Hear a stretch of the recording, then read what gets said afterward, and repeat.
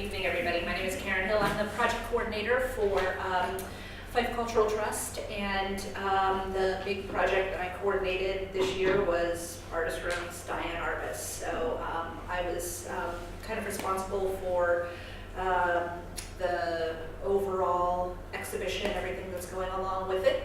So it's a bit of a labor of love. If you'll please go up and see it before the end of the night. It's in the second gallery upstairs, so it's the second door on your right. Thank you.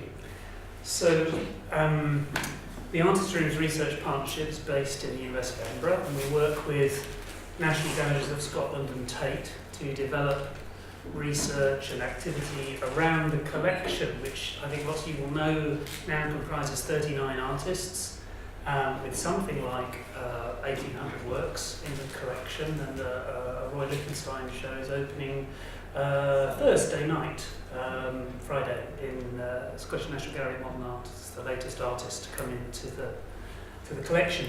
So we do lots of things, and most of these things are organised by a team of interns who are here and who you'll interact with throughout the evening. They're MSc students in History of Art in Edinburgh.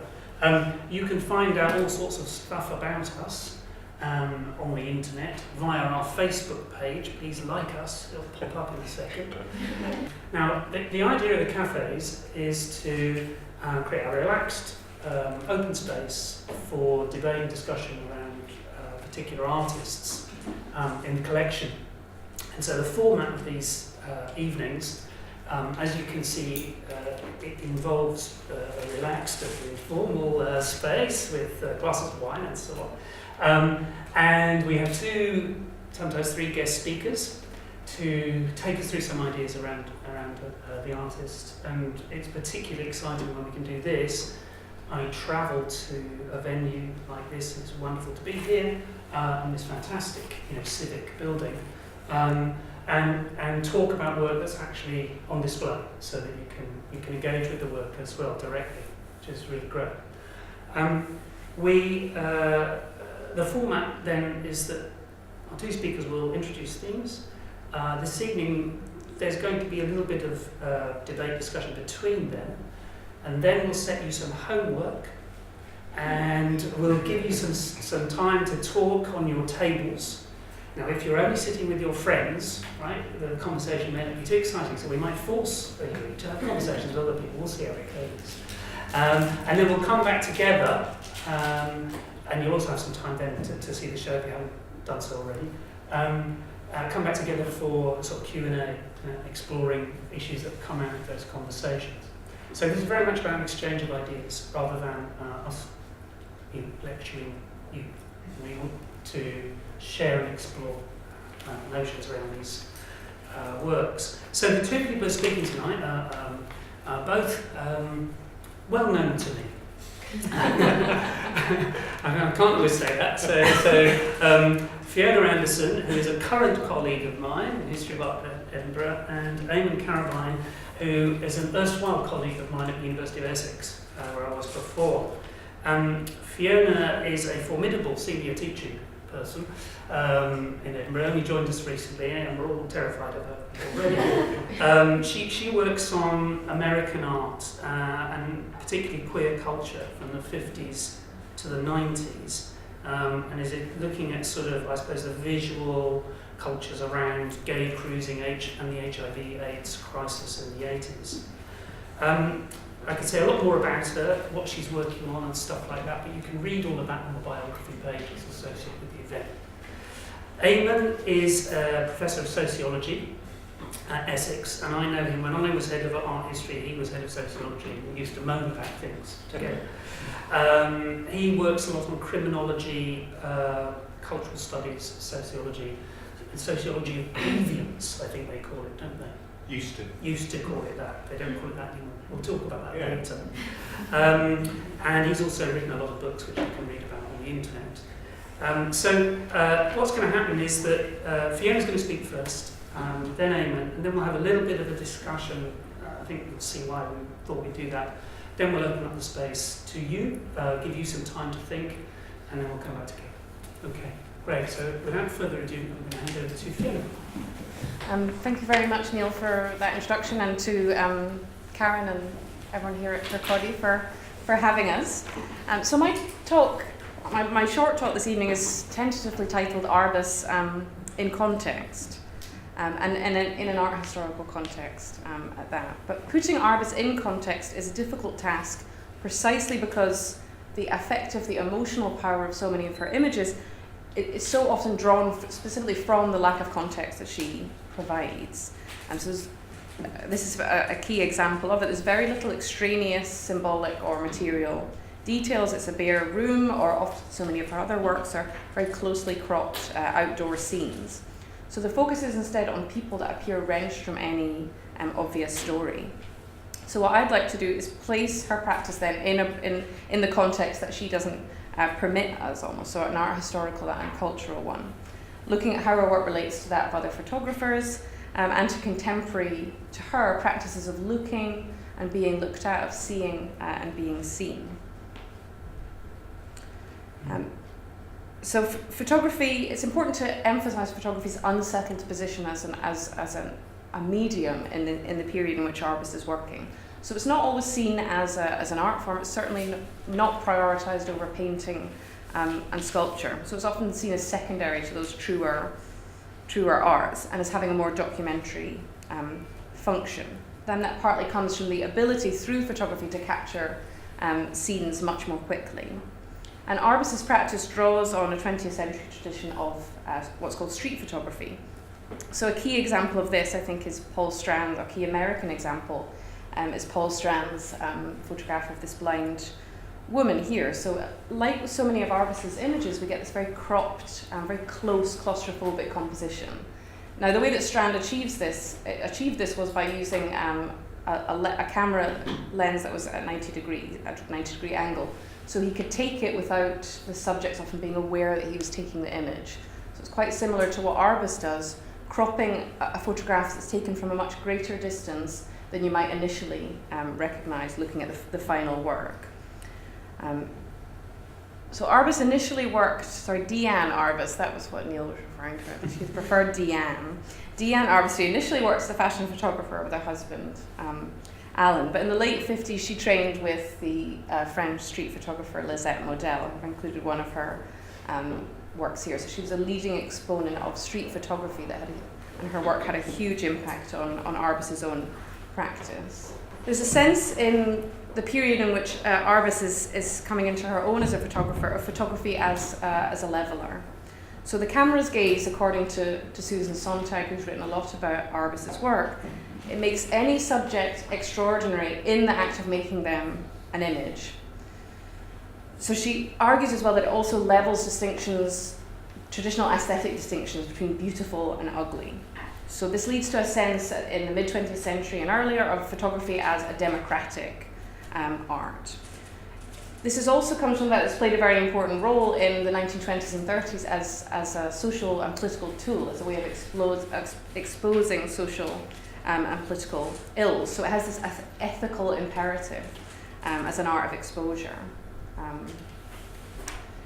By the time that Arbus is working, Sontag argues the role of photography, it's come from being something that's about showing the universality of human experience in a very positive way. This is the focus of a big exhibition that was held at the Museum of Modern Art in New York in the mid-50s called The Family of Man. It was about connecting people through this social leveler of photography, drawing connections between them, so very different from Arbus's freaks.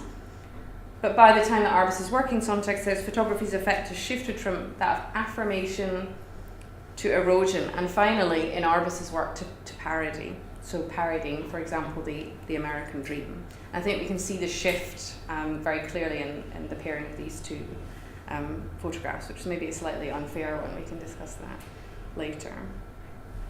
So owing to this unsettled position that photography had in an American museum context, a lot of photographers were drawing inspiration from painting. Edward Hopper is often referred to as the most famous American photographer, even though he never took any photographs. So we can see that, like Arbus, he's exploring themes of urban and suburban experience, but through the lenses of loneliness and alienation, and giving us a sense of how a place feels to be in rather than any particular narrative detail. So the primary thing that they do is create a mood rather than a sense of a place through cropping and decontextualization, rather than giving us specific details about why these people are here, what they did before the scene was painted, and what they might do after it as well. So they both have this knack for making the ordinary appear extraordinary. And for me, I think that's one of the primary powerful effects of photography as a realist medium, is that in being so realist, it actually generates a sense of unreality simultaneously, which is what I take from this image that's upstairs. So I'd like to put two images in context, really, and both of them are on your tables. So the first one is the child with the toy hand grenade, and this is the first image in the exhibition. I'm interested in the tension that Arbus sets up, the peculiar tension between play and violence, and between humour and fear. The image is quite a famous one because Norman Mailer, the American writer, famously said that a camera in the hand of Diane Arbus was like a grenade, so there's a connection there. On a very formal level, the image starts to be unsettling because you have this slightly off-center composition. So very quickly, we get a sense that something is awry here.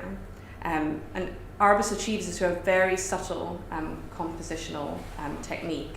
And this is something that you see, I think, much more explicitly in her image of twins in Rochelle. The fact that they're slightly off-center is kind of emphasized by the fact that they are symmetrical copies of each other. So the fact that it's slightly off-center also emphasizes that this is not a posed photograph.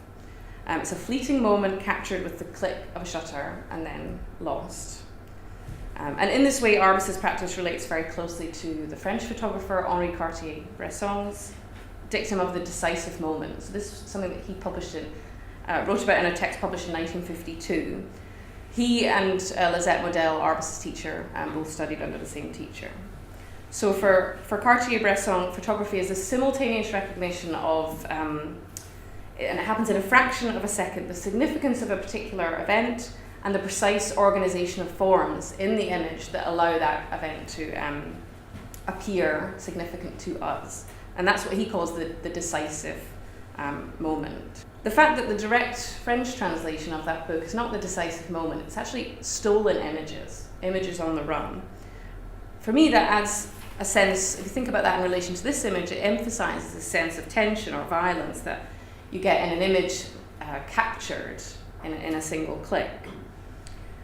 And the tension that this image sparks for me, and I'm interested in what you think about this as well, is very closely related to the social and political context that Arbus is working in.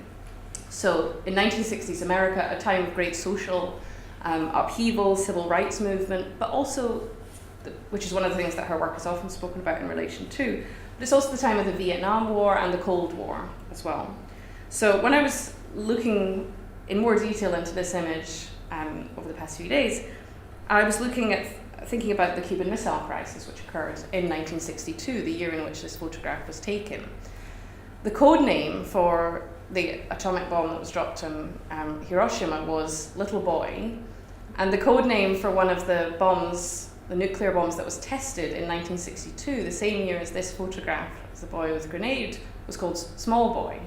So I'm not suggesting that Arbus is necessarily drawing those connections herself, but it starts to point to the way that she takes photographs of seemingly specific moments, but they start to have a much more general significance.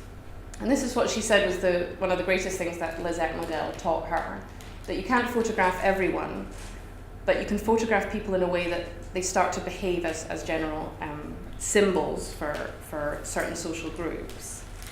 So armed with this additional or possibly unintentional context, I started to think about other photographs from this period that are more explicitly about violence. And I think Eddie Adams' famous photograph of the execution of a Viet Cong guerrilla in Saigon, we might start to think about it differently, compositionally, but also in terms of content when we look at this little boy.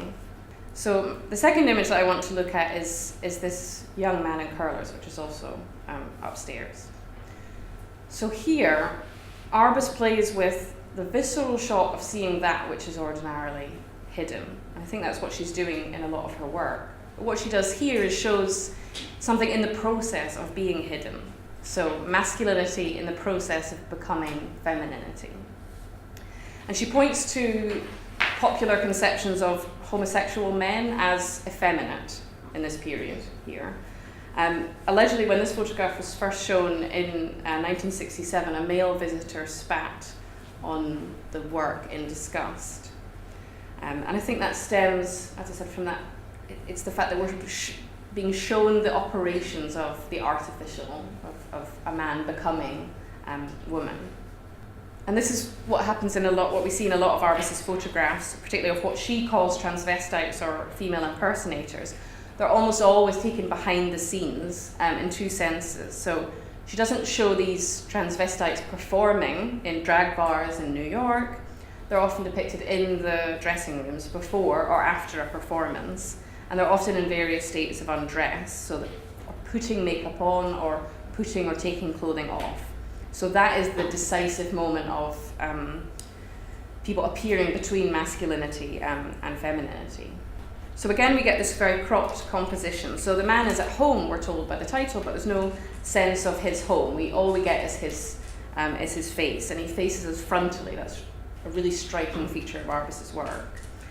So in visual terms, I think it relates very closely to Andy Warhol's screen tests, which he takes these between 1964 and 66. Arbus takes her photograph of the young man in 1966, where he asks his sitters to sit in front of a rolling camera for 3 minutes, basically to see how they respond to it. What are they going to do? How do they deal with this kind of immediacy that this practice creates? So I'm very struck by the strength of the gaze that this gentleman fixes us with. He's fixing both us, the viewer, and Arbus, of course, the photographer, with it.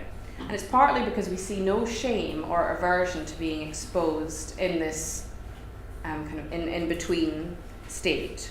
So this is someone that's very used to being looked at, partly as a performer, but also somebody who might be used to being stared at or gawked at on the street. And I thought it was an interesting link to Walker Evans's subway portraits, where you see people learning what it is to be looked at by a handheld camera in public. So it's quite a different effect. They're not quite used to the prevalence of cameras, but also of this kind of glance in public. So you see the rise of public transport as well. And here we know exactly where we are. We're in the New York subway. In Arbus's image, it's unclear exactly where we are. We don't get any detail about the home. So while at first glance we might, it's kind of how I'd like to conclude, we think that we are looking at somebody without any context, and we're unsettled by the fact that there's no context. For me, it's actually unsettling because of this lack of shame.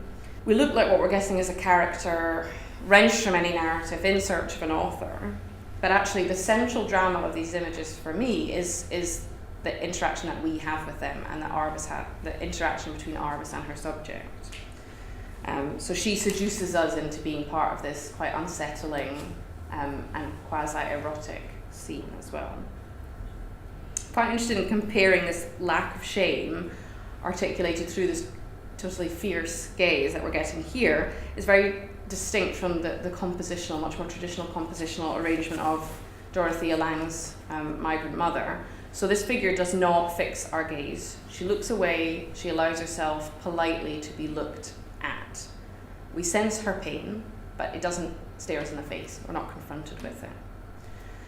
The fact that this is so posed that it's not a snapshot image suggests that it's a timeless scene of poverty, whereas what we're getting in Arbus's images is something that's very, when we think about it in relation to some other political events, I'll point to it, it's very socially and culturally specific. So this, Lange seems to be suggesting, is worthy poverty, but the power and the fierceness that this character embodies moves us away from that, I think. So in contrast, the very closely cropped frontal composition here, it also recalls a police mugshot, like so many of Arbus's other works. So this suggests another context in which the photograph might be viewed, which is the oppression of LGBT people in the US in the 1960s. So in the mid-60s, homosexuality under sodomy laws was still illegal. Most of those weren't, many of those weren't entirely overturned actually until 2003. 1966 is an interesting year. It's often seen as being pre the gay rights movement in New York, but it's the year of what was known as a sip-in at a gay bar in the West Village called Julius's, where men sat in and protested the fact that they weren't permitted to be sold alcoholic drinks as out gay men. So a lot of these bars were operating illegally. So unexpectedly, perhaps, Arbus's image is demanding that we stop to reflect on these kinds of oppression, like a lot of the documentary photography from the early 20th century that she might appear distinct from. So 1969, 3 years after this photo was taken, is the year of the Stonewall riots, which was famously led by what we would probably now call drag queens, but she calls transvestites or female impersonators. So precisely the kind of people that Arbus is photographing in Lower Manhattan are the kind of people who are behind this uprising later in the decade. So what I've tried to do is give some of Arbus's subjects, this one is give Arbus's subject a voice, and the previous one is think about it in terms of the 60s political context. And just to conclude, I find a really productive comparison between Arbus's photography and the contemporary films of the American director Shirley Clarke. And she produced this documentary in 1967. It's a lengthy interview with a male prostitute working in New York, and he talks about the people that he tells a story about his life, and he gossips about the men and women that he is solicited by. But there's a clip that I want to play from the documentary, which for me is it's almost like Arbus's subjects are talking back. So it's an amazing documentary. You should all watch it.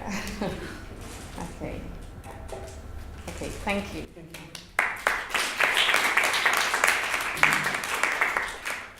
But anyway, I'd like to begin by thanking Neil and Juliana and Catherine for organising this event and asking me to speak at it.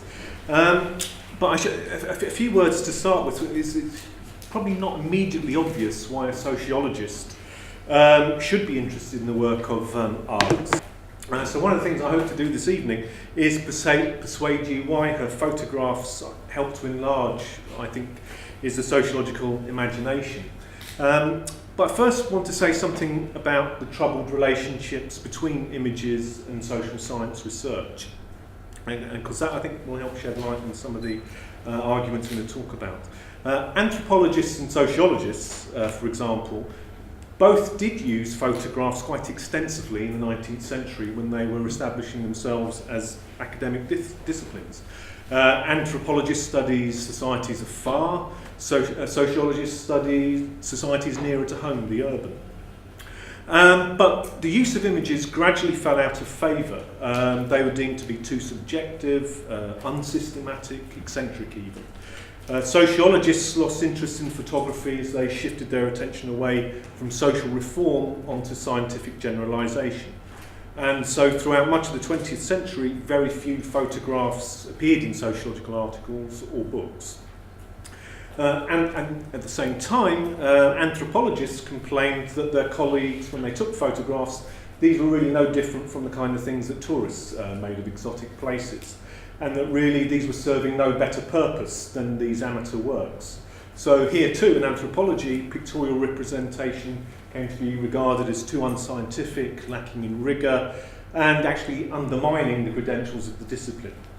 So for some time, throughout much of the 20th century, images in social science research was contentious. But since the mid-90s, there's been a remarkable growth in scholarship on visual culture. This has taken place across the social sciences, and I think that's a telling indication of the increasingly prominent place that images play in contemporary life.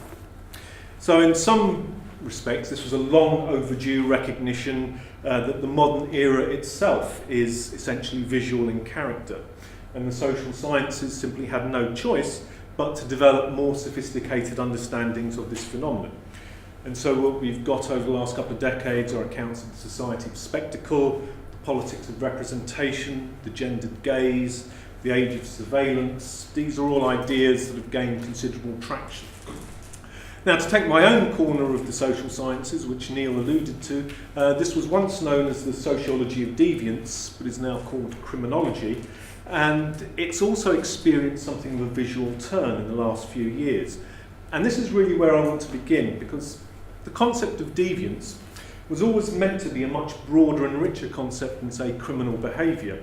It was meant to be less insulting to individuals and groups who somehow departed significantly from the norms, ethics and standards of society. So today it's rarely used, and whilst it might be too soon to say it's a concept that's run its course, it's kind of lost its cutting edge. And Irving Goffman, who's one of the most important figures in sociology, he pointed out in the 1960s, and he was one of the leading figures of this field, when it was thriving and full of energy, he said it was only ever sociologists who thought it useful to group together drug takers, prostitutes, jazz musicians, the urban poor, circus performers, and the mentally ill under a single concept, and then think they have enough in common that something significant could be said about this. So the key quality is difference, and how this is bound up with cultural conflict, social judgments, aesthetics, and political processes. But one of the significant features for me is that when Goffman was developing these arguments in his book, which is called Stigma, and he subtitled it Notes on the Management of Spoiled Identity, is how much this interest in those situations where the normal and the abnormal meet is also paralleled in Arbus's work. And her kind of frequent forays into various subcultures like nudist colonies, circus sideshows, the world of sex workers, homes for the intellectually disabled, and so on, are seen by her supporters as evidence of a brave and compassionate renegade. For example, a mentor, Lisette Medel, said of her, I'm quoting, "Most people look away when they see this subject matter, whereas Diane did not look away, and that takes courage and independence. And I think this is the first time, as far as I know, in the history of photography, that somebody would photograph this kind of people who are discriminated. And she photographed them humanly, seriously, and functioning in their lives. And that was an extraordinary kind of achievement." So that's Model praising her. Critics, meanwhile, criticise her for being an exploitative narcissist, quote, slumming it in communities where she did not belong in order to generate provocative portraits that are fundamentally unkind and cruel to their subjects. Now, I'm going to come back to them criticism shortly because, interestingly, similar kind of tensions are also played out in the sociology of deviance. This too has been accused of a voyeuristic fascination with, now I'm quoting the title of a very famous article in my field, called Nuts, Sluts and Preverts, which is often translated as Nuts, Sluts and Perverts. More recently, it's been kind of dismissed as just an interest in the, quote, exotic, erotic and neurotic. That's how it's recently been summed up. Now, of course, there's some force to these kind of objections, but what they miss, I think, is any kind of understanding of the pain and shame that's often associated with being considered less than human. To put that another way, it's often by studying life on the margins that we learn much about the contours of what it is to be normal. And that point was central to such thinkers as Durkheim, who's a famous sociologist who in fact invented the term deviance, and Freud, who in different ways insisted that those who break social laws and taboos perform really important roles in society. So it's been said that her approach to the peculiar and the seemingly unfamiliar has much in common with the Freudian idea of the uncanny. And so there's a sense in which he's attracted to the forbidden in an effort to scrutinise the perverse, the extreme, the alienated, and see how the boundaries of normality are then reinforced by those who seem to flaunt the social order. So it strikes me that when I look at Arbus's photographs, she uses the camera to profoundly question the very terms of social identity. And in that, I think she shares some of the central concerns of the sociology of deviance. And so commentators have made much of this ability to turn normality on its head by making the ordinary bizarre, naturalising the strange, and so on. And this interest in the eccentric and grotesque can be seen most clearly in the work of her two most immediate predecessors. And we've already mentioned Model. She taught Arbus in the late 50s and remained a professional ally up to Arbus's suicide in 1971. And Model had achieved acclaim initially for her ability, this image on the left, to clandestinely, in secret, capture the foibles of the rich and fashionable on the French Riviera, shortly before the outbreak of the Second World War. And then later, when she moves to New York in the 50s, she captures the demi-monde of jazz musicians, vaudeville performers, cross-dressers, transsexuals, each feature among her subjects. So her approach, both in the style and its content, anticipates some of the kind of territory Arbus would later explore. Both, too, I think this is really important, began work as fashion photographers, and it was Harper's Bazaar who offered them assignments that was often outside of what women's style magazines should be. So the magazine's editors were trying to make their magazine look different from the competition. So it enabled them to make some form of living in this work. Modell couldn't make a full living from freelance fashion and turned to teaching. And so it was there through teaching that Arbus encountered her. So that was one influence. Another influence was a photographer called Ouija. Now, Ouija is notorious because he was a tabloid photographer who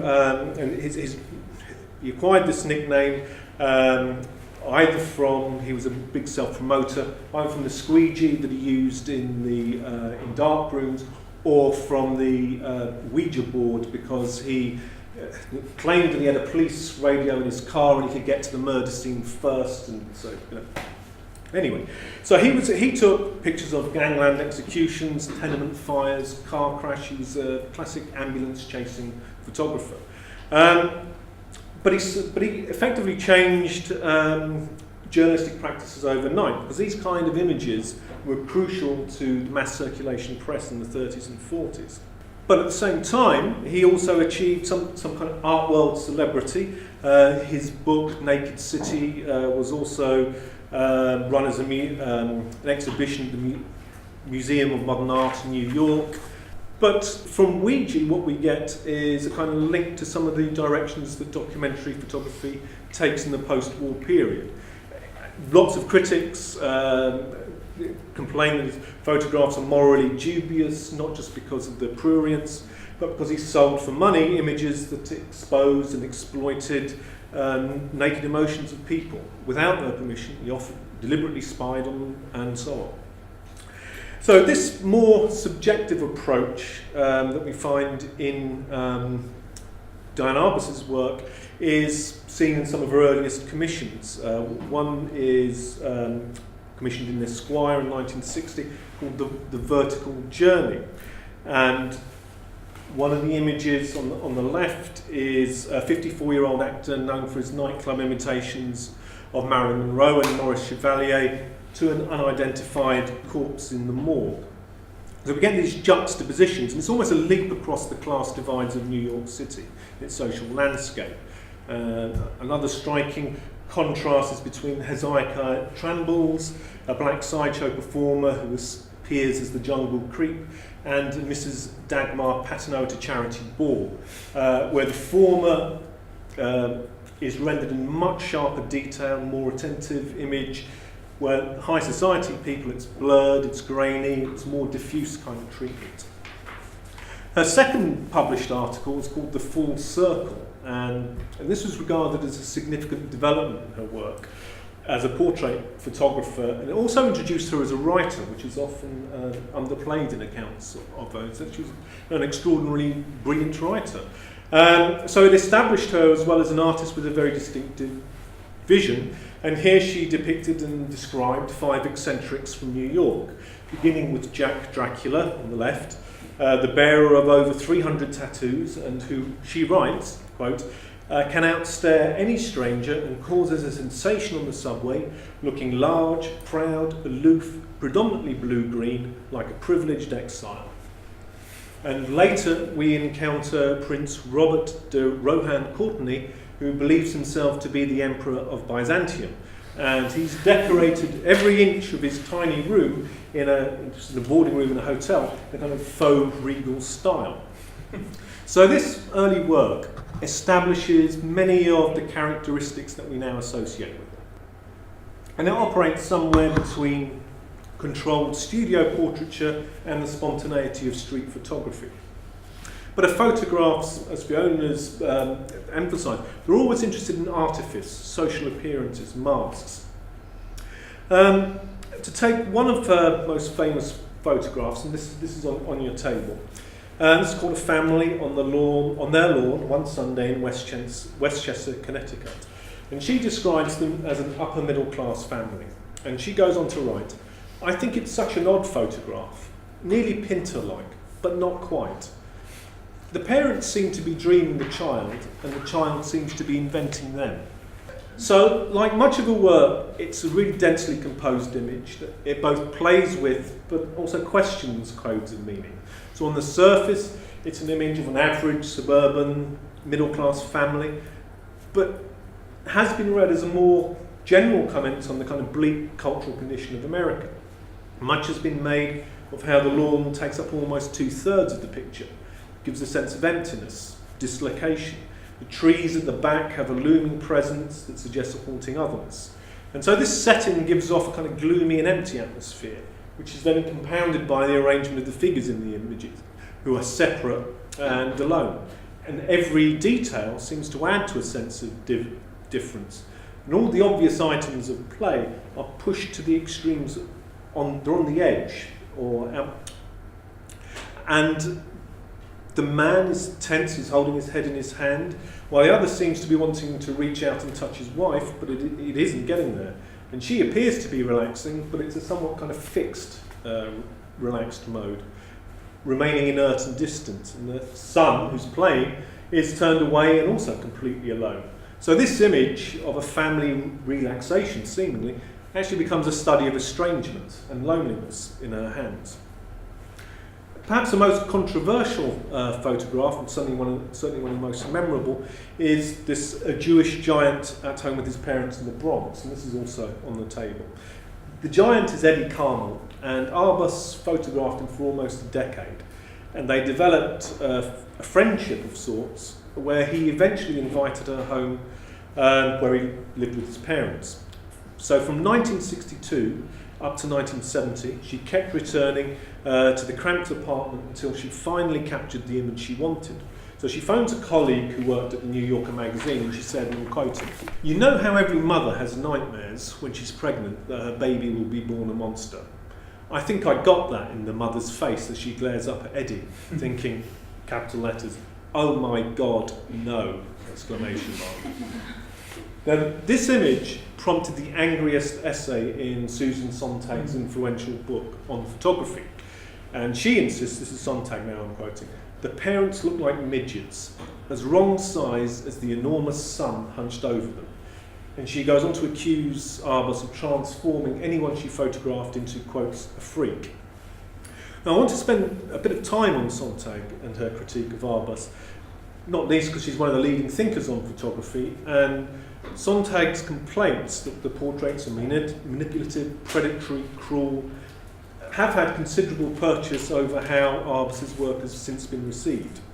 So she takes Arbus to task for, I'm quoting, "concentrating on victims, on the unfortunate, but without the compassionate purpose that such a project is expected to serve. Her work shows people who are pathetic, pitiable, as well as repulsive, but it does not arouse any compassionate feelings. Instead, it suggests a naivety which is both coy and sinister, for it is based on distance, on privilege, on a feeling that what the viewer is asked to look at is really other. Other is italicized." So the trouble for Sontag is that Arbus is erasing the shame of looking by creating photographs that make her subjects complicit. They seem to offer themselves up to the gaze of the viewer. And this results in a kind of morbid voyeurism, her critics complain. What's more, she goes on to insist that Arbus makes everyone look the same. That's monstrous. And she takes advantage of her subjects because they're vulnerable and compliant. As she puts it, Arbus's subjects are equivalent, and therefore making equivalences between freaks, mad people, suburban couples and nudists is a very powerful judgment. Instead of showing identity between things which are different, everybody is shown to look the same. She goes on, this is the final quote I'll give from her, but it gives a flavour of just how what she thinks about this work. The camera is a kind of passport that annihilates moral boundaries and social inhibitions, freeing the photographer from any kind of responsibility toward the people photographed. She's not intervening in their lives, only visiting them. She's a super tourist, an extension of the anthropologist, visiting natives and bringing back news of their exotic doings and strange gear. The photographer is always trying to colonise new experiences or find new ways to look at familiar subjects, to fight against boredom. So I've spent some time putting out and quoting extensively from Sontag, not least because these arguments have been enormously influential on the thinking around her work, and they certainly set certain style of criticism. But I want to now go back to where I began, which is to the sociology of deviance. And I want to just briefly introduce you to Stan Cohen. And Stan Cohen is well known in my field for inventing the concept of moral panic in the early 1970s. I'm sure you've all at some point come across this term moral panic, but you've probably never encountered the person who invented it. It's one of the few sociological terms that have entered into the popular language, and it's to describe a kind of hysterical overreaction to a social problem. Now, Cohen published his book in the early 70s. It's called Folk Devils and Moral Panics. It's about the clashes between youth subcultures in the 1960s and about how their conflicts were blown up into a moral panic. And in his last work, interestingly, he completely reverses this. In his last book, published in 2001, is called States of Denial. And this is where he explores what we might call underreaction, sort of hysterical overreaction. It's now public indifference, and public indifference to media images of suffering and cruelty. And his argument is that there are various forms of avoidance we construct to protect ourselves from what we do not want to know. So the book, States of Denial, is wide-ranging and details both the personal and the political ways in which uncomfortable realities are evaded and ignored. But what's interesting for me is the book concludes with a nuanced discussion of Sontag's review of Arbus's work. And he first encounters Arbus's work in the early 70s, and he says he was stunned, totally mesmerised by them. And they've always stayed with him, but while he knew nothing about it then, I'm quoting, he deeply identified with her work and could sense that she was tuned into the denial problem. Her subjects produced competing demands to acknowledge their utterly disturbing difference and also their common humanity with us all. And he then goes on to describe how every one of Sontag's reactions was the complete opposite of his. Now, the gulf between Cohen and Sontag is an important example of how two people who inhabit the same moral world, they both belong to the same tiny subculture, that's middle class, intellectual, English-speaking, culturally Anglo-American, similar generation, left liberal political views, cosmopolitan, deracinated, and so on. But for every Arbus photo that impressed him with its integrity, humanity, and compassion, Sontag sees as completely lacking in any of these virtues. So there's no doubt that Arbus's work divides opinion, and her work is troubling for many viewers precisely because the images upset and transgress the conventional boundaries of what portraiture is supposed to do. So her compositions make us question not only the gaze of the camera, but also our own motives for looking at such images, and why they hold us in their grip, even when it might be better to look away. And it's these conflicts between humanism and voyeurism, compassion and spectacle, disturbing and illuminating, which she explores artistically. And she herself was well aware of these complexities, and so I'm going to finish by giving her the last word, and I'll read it. So what I'm trying to describe is that it's impossible to get out of your own skin and into somebody else's. And that's what all this is a little bit about. That somebody else's tragedy is not the same as your own. Freaks was a thing I photographed a lot. It was one of the first things I photographed and had a terrific excitement for me. I just used to adore them. I still do adore them. I don't mean they're my best friends, but they made me feel a mixture of shame and awe. There's a quality of legend about freaks, like a person in a fairy tale who stops you and demands that you answer a riddle. Most people go through life dreading they'll have a traumatic experience. Freaks were born with their trauma. They've already passed their test in life. They're aristocrats. So.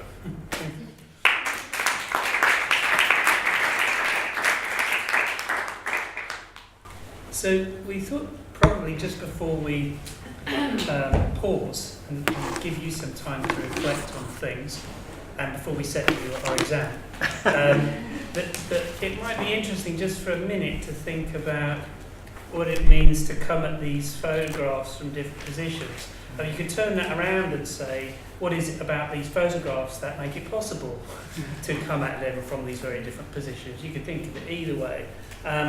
I mean, as you know, because Fiona, you said that you were thinking about photography's awkward positioning. I can't remember, you put it more elegantly than that, but awkward positioning, if you like, in the museum system, or you know, as an art form, if you like. Of course, now this is Diane Arbus is an artist's roots, right? It's moved from being fashion photography or reportage to being, you know, they're fine art prints now. Okay, so there's that kind of question about how they're positioned there, and I suppose that I didn't know whether your story, Eamon, about the position of photography in the social sciences is kind of interesting to see as a kind of flip side of that, you know, that photography is sort of available to sociology in a way that perhaps other forms of art, if you like, are not. Do you think that's true or not? I think sociology still is struggling with how to make sense of and use images in the work. I'm trying to think of what would be good examples. Bourdieu's book called Photography and Middlebrow Art was interesting. I don't know if people encountered this. It was about how photographs were used and how aesthetic judgments were tied into class, and how upper classes had a particular take on what an art photograph should look like, which was the opposite of how someone from lower class felt. So in some ways it's a very basic kind of analysis of how audiences use images. But it's a, yeah, it's one example. Is it, do you think, photography's unsettled or awkward position in a museum context that makes its appropriation by sociology possible? The two might be really. That's what I was getting at. Yeah. So my sort of issue, although you've really assuaged all of my concerns about it, is that photography is used by sociologists purely on an image level rather than, and not paying attention to the formal technique of photography and to composition and shutter speed and everything. That so you've assuaged my concerns because you spoke very eloquently about compositions. I mean, the other thing that struck me in what you both said, I suppose there are questions about, I mean, these are the fundamental things to my mind about when you look at these Arbus photographs, but about, we could say motivation, we could think about the positioning of the photographer vis-a-vis the subject. So you talked about, there are certain disciplinary roots in sociology of the way photography functioned before pre the kind of visual turn. So we think about the fact that photographs were used to photograph, people hauled into police stations or to classify social types or to, record medical problems or whatever. It's full kind of cataloguing, documenting, archiving functions, right? You think all that. And you mentioned ethnographers and people trying to use photography to record other cultures, And all of these things have to do with, I suppose, languages in photographs as to how we might look at them and think that they speak about the world, the social world, or other people in a sort of data form. We're capturing data, or we're capturing types, or we're classifying, all that sort of stuff. And with Arbus, there's something about the language that she uses, it seems to me, that plays on that problem, as well as then creating some sort of weird ironic thing, so we don't understand whether she, if you like, means it in some way. What's the relationship that exists between her as a photographer and the subject, basically, that problem? Is it is it the wider relationship? Is it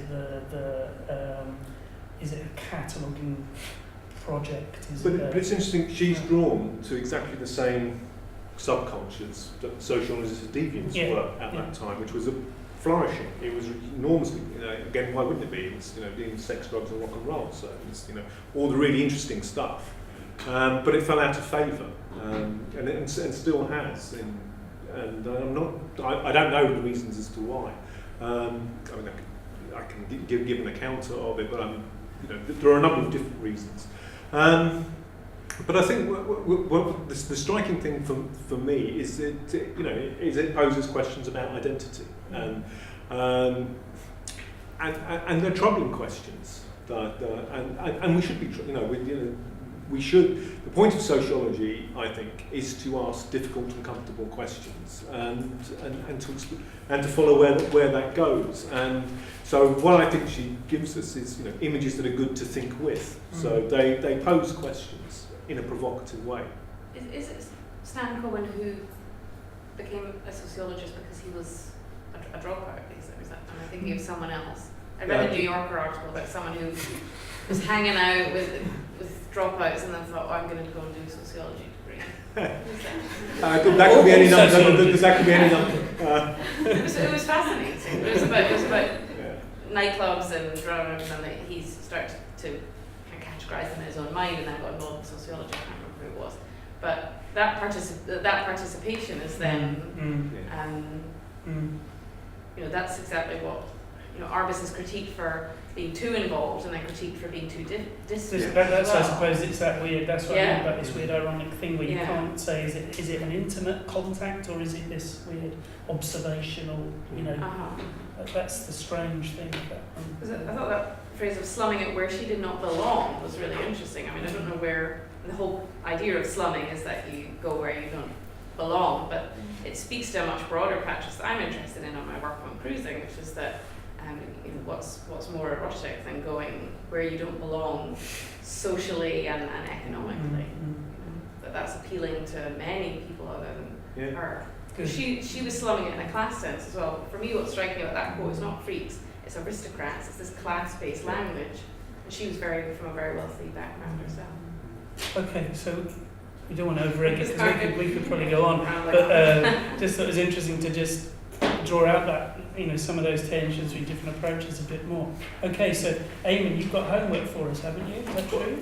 These are some questions with that they're just prompts for discussion, or you may have your own questions. You may wish to ignore all of this. Which is fine. But we'll leave them there. What we thought we'd do is we'll come back together in about half an hour. You've got time to grab a glass of wine, go upstairs, see the show, talk amongst yourselves on tables or indeed informally outside, and then come back together to talk some more. Are you going to say something else? I don't have any questions on my PowerPoint, but I'm interested in the boy with the grenade and the young man with curlers, simply in how the image makes you feel and what you think the subject is feeling. Good. So that's my homework. Okay, good. Thank you.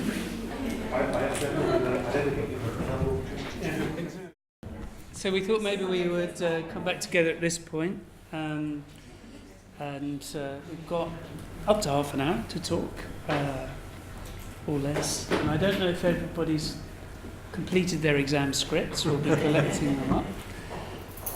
So really the floor is open to you to ask anything you like, say anything you like, report on ideas that came up in your discussions. Yeah. I'm cheating because I'm actually going to do it. Mine's a brilliant cards. This calendar was we're doing a talk next Saturday about 9 hours. I'm doing my research now through you to come back and do it next week. But I wondered what the panelists thought about the idea of us living in a kind of post-orgy state, that after the 60s and 70s where we have the kind of end of all liberation. I love that phrase. It makes me sad though. I thought you were going to say a post-orgy town from a... I don't know. I think this is the first time I've actually stopped in Kirkcaldy. It's terrible to to.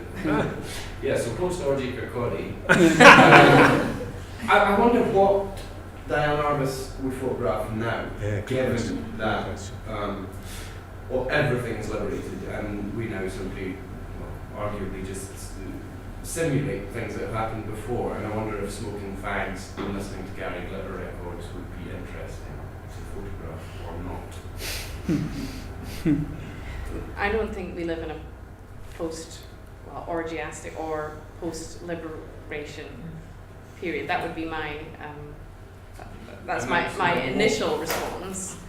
Is how can one identify that? I wonder. What would I say it is the number of trans people that are killed or that are murdered every year. I think that to me speaks to the fact that we don't live in any kind of liberated society, but that possibly that's a subject that Arbus might pick up. It certainly has a really prominent role in popular media.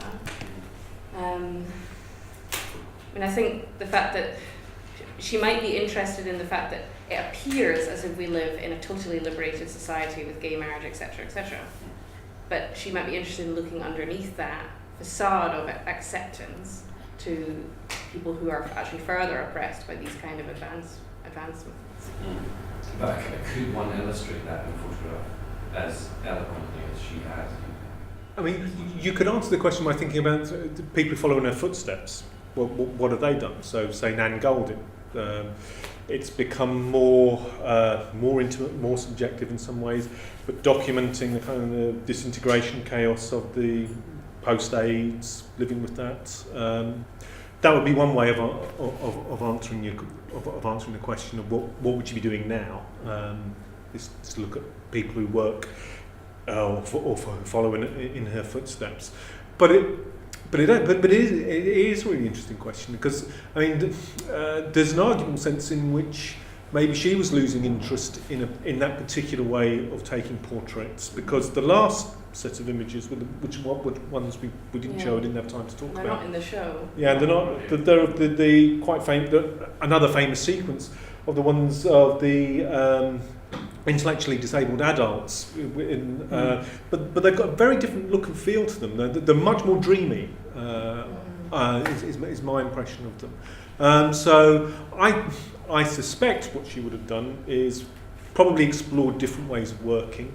Probably she still would have, as if you read the biography, money was always a constant problem. It's trying to, so she would have gone where the money is in some respects, to get the commissions, to do the populist work, because bills need to be paid and so on. But also would have, followed an artistic path as well. So it could have gone a number of ways. There was a great show at the Hepworth in Wakefield last year, Philip Lorca de Corsia's photographs, and some of those are, rent boys in LA, and they're so stylized. He lit them theatrically, and I think I see those as like a contemporary response to Arbus's project. I mean, I think that it's interesting. It's interesting to think about in terms of purely kind of commercial aspect as well. Perhaps that she went where the money was. I mean, did she run out of freaks? Is that why she then started photographing people with intellectual disabilities? I mean, much is made of how she befriended her subjects. So I think she would have kept up that relationship, or the sets of relationships, and I think she would have continued photographing them. So I think some of it would have been business as usual, but then other ways, to be artistically alive, she would have, tried new, different projects to keep the creative juices going, as we all do.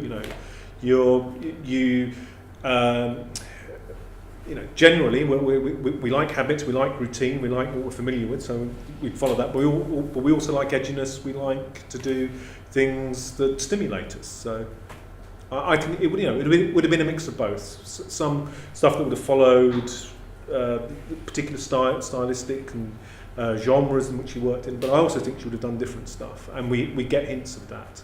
And also, I mean, going back to the kind of Sontag critiques of the early 70s exhibition, actually a lot of the photographs aren't about freaks at all. And what one image I really like is a picture of Disneyland, of the castle in the early 1960s. And it's a completely different kind of image from the one, it's dark, it's sombre, it's all these things, but it's of Disney castle, so it's also about artifice, appearance, and simulacrum, and all this kind of stuff. But it's also a very different kind of, it's a landscape. So. These really interesting readings that you've given us from a sociological point of view in terms of these marginalised figures and what her interest in this would be. But where's history in this, and to what extent is she? Because I can't look at these without seeing them as historical images, and that's to do with my contemporary perspective. But to what extent is she also interested in recording, documenting, archiving particular moments in history? And you talk very nicely about the sort of contemporary events that were going on in terms of the violence gesture of the grenade holding boy. Could we maybe just bring history back in? Absolutely, yeah. I mean, they're historical documents. They tell a story about society. That's why they're interesting from a sociological point of view. And you're absolutely right. That context, the contextual, is vitally important. And I think we can go even further and think that she perhaps operates in three different levels. One is as a documentary photographer. The other is photojournalism. So it's it's the commissions, it's the work. She described it as funk and news. That's what she did. It's also visual sociology. For me, it is visual sociology, because they are such densely composed images that tell several stories about the social worlds and the intimate lives that she's capturing. Because again, if you look at a typical Arbus image, there's often other stuff going on. It's a portrait, but there's other stuff going on as well. There's wallpaper. There's there are objects which tell us something, like that lovely image that you put up of the Christmas tree. That's it's telling us stuff. A lot. It's telling us a lot of image. Densely coded.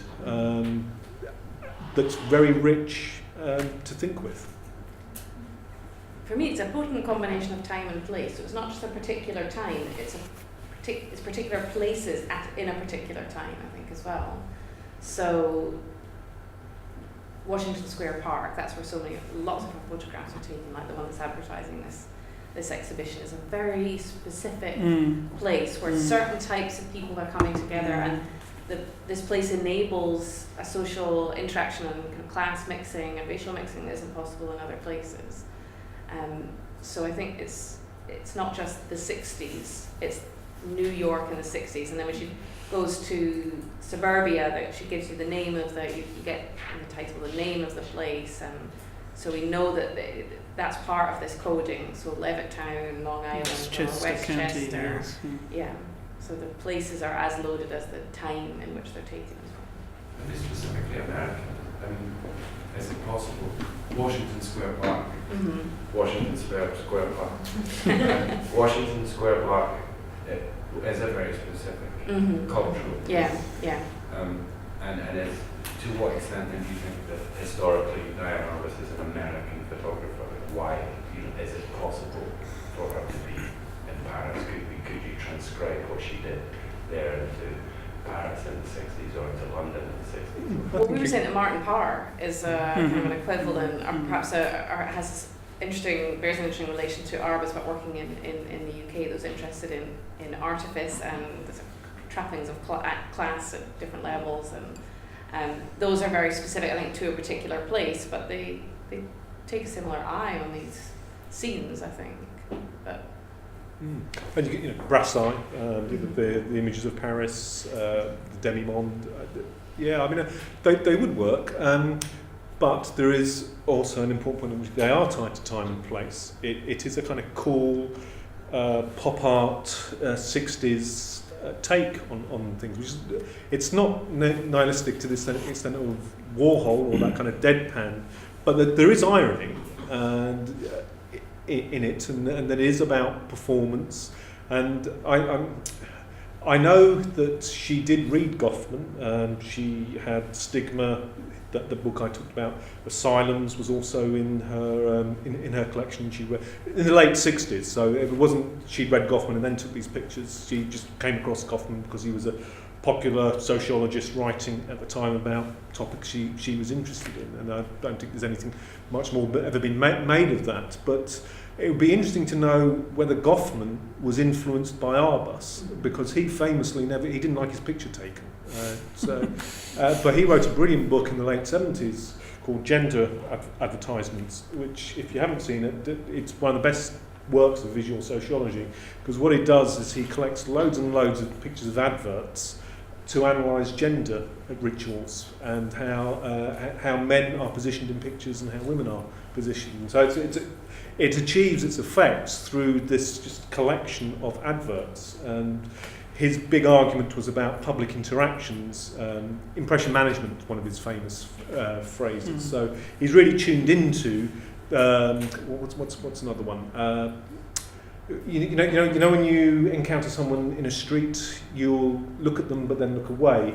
He calls this civil inattention.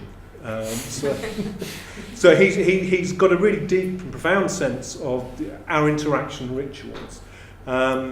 So he would be someone that would, I think, mirrors to a certain extent what Arbus is doing, but also doing something very, very different as well. You asked a sort of open question at the end about how we look at the photographs, didn't you? What was the question you were talk? No, just before we broke, you posed certain questions. Well, I was interested very broadly in how the images made us feel. But I think you said also what we think. the figure is feeling, because the image of the boy with the grenade is really interesting because I was reading an article where journalists had tracked down the boy in the photograph, and he was the son of a famous tennis player. That's right. And saying, this image has come to embody the tensions of early 60s America. And he's like, well, I guess I was really upset about my parents' divorce at the time. Maybe that's why I seemed so tense. I found that actually even the subject of the photograph is profoundly affected by this contextual reading of Arbus's work as not being about a little boy in Central Park, but being about national tensions and national tensions. And I was interested when I look at that image, I often think it's just funny and that he's being silly, but it's rarely read in that way. There's kind of a tension in that between not just the political context, but just the fact that they went off to find what happened to him. And there's a tension between how we read the image as being about war and class, but actually it's about just his family experience. It's a personal tragedy for him. And she's just found this moment that makes sense to her because of her wider reading of, how we as viewers will read an image of a boy with a grenade, but it's much closer to home for him. It's perhaps nothing to do with war, or at least personal war.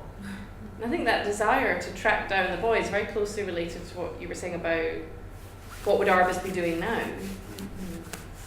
Well, I think that's the thing, that I don't care what she would be doing now. I care what someone like her would be doing now, and I just don't think we would be doing a great deal. I just don't think the freaks as a subject is my contention. But I think that's I think we disagree. I love disagreements. I mean, it kind of relates, thinking about how we see them or respond to them. I mean, I was thinking about also the discussion, could this be in Paris or whatever. Well, the important thing about photographs is they absolutely cannot be anywhere else but what they are, because they are the imprint of the light of that particular place and those particular people, right? Irrespective of whether we know it's in Paris, right? It is what it is, it is a piece of reality in its way, a piece of the 1970s, or a piece of, those people, the light bouncing off their skin and all that stuff. But one of the weird things about photographs in that sort of if you like, just in so far as photographs are what they are, is that they're full of stuff that the photographer did not put there, right? So there's a lot of stuff here that Arbus, if you like, put there in the sense of framing and trying to control the way the camera reacted and so on, and cropping the image in the way she cropped it and so on. But there's an awful lot in it that she didn't put there that is a piece of reality, right? That's just reality coming through the photograph. And what's weird about Arbus's photographs is actually, I don't know how much we attend to that. With some photographers, you're really aware of all of the real in the picture, right? All of the reality. And they're so they are so rich in the social that, I focus on the people. I only focus on the people and the interactions of the people. And you did this wonderful thing, Eamon, where you started to talk around what's in the frame. But when I look at this, I'm compelled by him and his eyes and his look. I don't really look. Do I look at his rollers or I don't know. I'm interested in whether people do that. How upstairs when you're going around the show, where is your attention fixed in there? And that's something about the way she takes photographs or not, perhaps. Well, when we were upstairs, we were looking at the gaze. Yeah. So the Jewish giant picture, the mother is looking up at the sun. But we looked at the dad, where the dad's looking. He's not looking at the son's face. He is still gazing somewhere, but it's at a different eye level. Yeah. And that when Neil was talking, that got me thinking about the look, about how people, where the eyes are looking in an Arbus portrait. Some are frontal, they're looking straight at you, but in others, there's a question about who's looking, who has the right to look, and where to look. The Christmas image is so wonderful because there's no one in it. Yeah. And then so this kind of, the ritual of Christmas and the gifts that are about given kind of stand into that on some level. But then when you're talking about just being so immersed by these figures, is that what you say in the case of that image, because it's a very captivating image, but it can't be because of the people. I don't know what people made of the Christmas tree. It is a very kind of aberrant one in its way. The Christmas one, there's a documentary about Arbus from 1972, just shortly after her death, which is you can watch on YouTube. Actually, it's about half an hour long. I think it's Marvin Israel talks about that image and saying that he knew somebody who could not look at it because they just felt nauseous because they saw their family living room and they just couldn't hear the sight of this photograph. So I'm really interested. It looks like every Christmas tree I've ever had in my entire life. Yeah, which makes it in what respect? Unusual. That it's very loud and very American. I can tell you right now that person was competing with their neighbors for the best Christmas tree. And that's what it says. It's interesting that I tell people that in the tours that I give the exhibition, and that's never occurred to them that's why it was taken. And I point out, look at Halloween today in America, not here. It's rubbish here. But in Scotland. If you look at Halloween in the States, it stopped being about Halloween and started being about a competition between who can have the biggest and the best. We are all about anything you can do, I can do better. And that's what something like that is.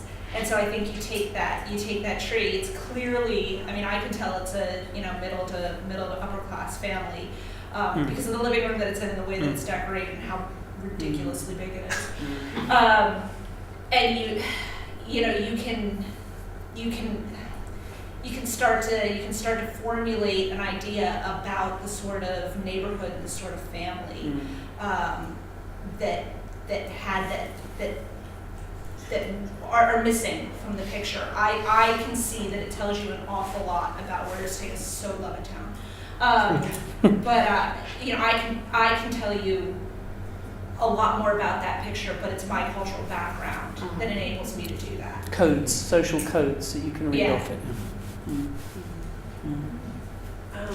Talking about the one image that has no people, and it leads into something that I was really thinking about a lot.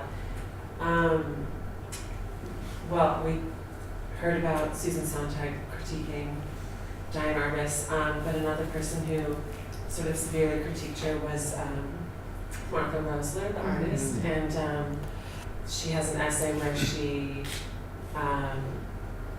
critiques or like excoriates this like kind of photography for like doubly victimizing people who have already experienced or are already on a daily basis experiencing victimization in their lived experience. And the essay leads into Rosler talking about this work of hers about the Bowery, which nowadays is greatly gentrified, but back in the 80s when she was photographing it, was a very had a very heavy homeless presence. And in the photographic series that she made, she took photographs of the streets in which there are no people. You just see like evidence of homeless people, like bottles of alcohol and general detritus in shoes.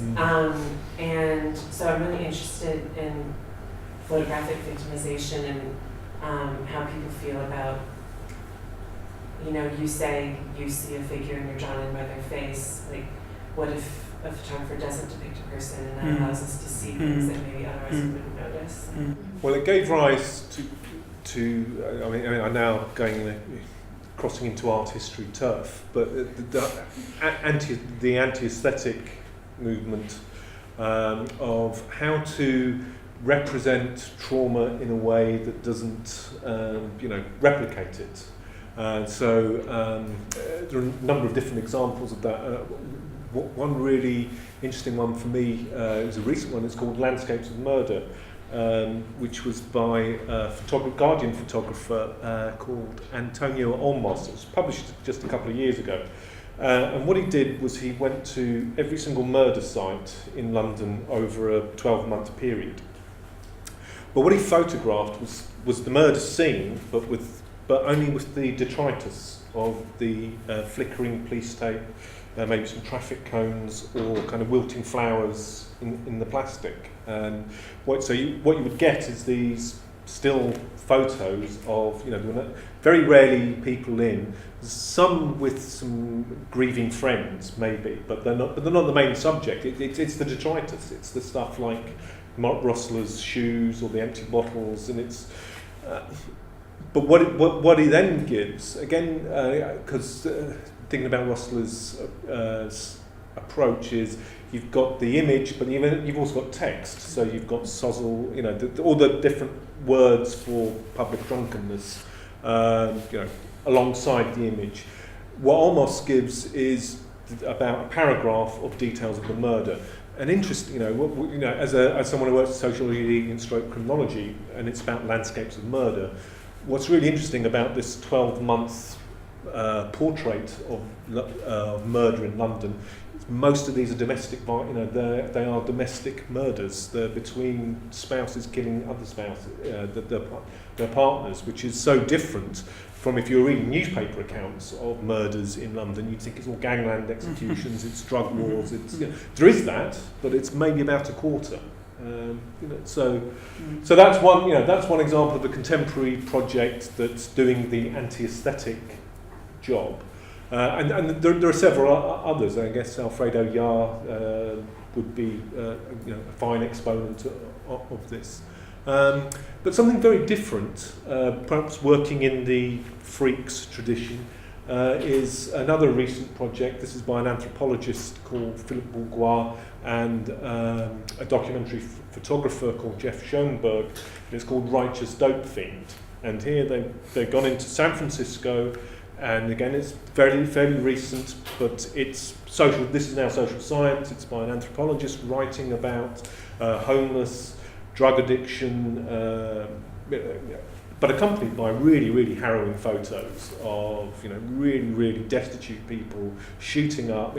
Wacol writes on the blurb. It's like George Orwell going on a road trip with Lewis Hine into the depths. And it is like that. I mean, it's really really impressive social science analysis of what's wrong with urban America, accompanied by really, really harrowing pictures. So there are different ways of doing it in illuminating ways. Yeah, I'm just curious what people think, because, you know, a flip side of what Rosler did is you could say that, you know, she raised the human, which is exactly what's needed in perhaps some people's perspective in this sort of approach to.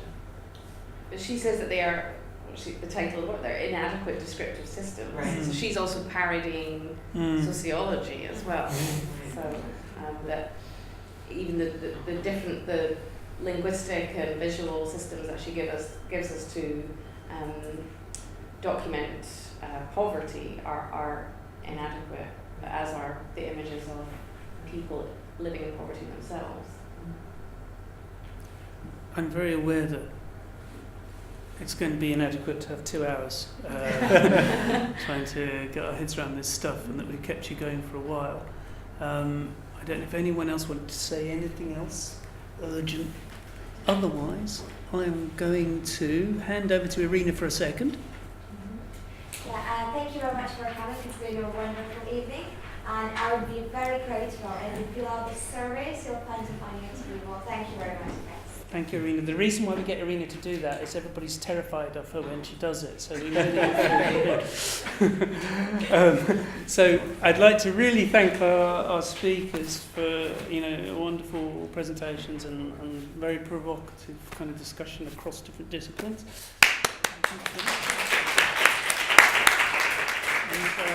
And thank you all for coming, and follow our Facebook page and come to another.